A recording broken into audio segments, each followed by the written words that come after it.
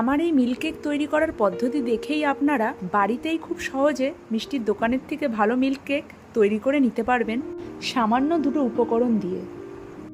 তাই আর দেরি না করে প্রথমে 500 লিকুইড দুধ একটু ফুটিয়েই সামান্য একটু লেবুর রস দেবো।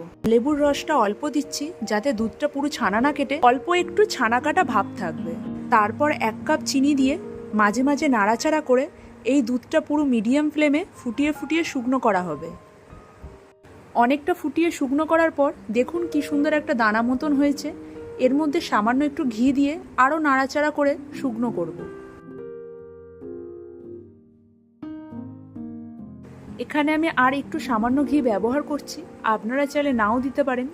একদম নাড়াচাড়া করে শুকনো করে নেওয়ার পর যখন দেখবেন কড়ার গায়ে আর ছানাটা লেগে থাকছে না, তখন বুঝবেন পাকটা আপনারা একদমই ঠিকঠাকই করেছেন। এরপর একটা স্টিলের বাটিতে ঘি লাগিয়ে এটা দিয়ে দেবেন, দিয়ে গরম অবস্থায় থাকাকালেই সাথে সাথে ফয়েল পেপার দিয়ে বাটির মুখটা আটকে নেবেন। আর সারা রাত্রি এইভাবেই ঠিক এটাকে রেখে দেবেন পরের দিনের জন্য। পরের দিন সকালেই আপনাদের দেখাচ্ছি যে আমার তৈরি মিল্ক কেকটা কীরকম হয়েছে।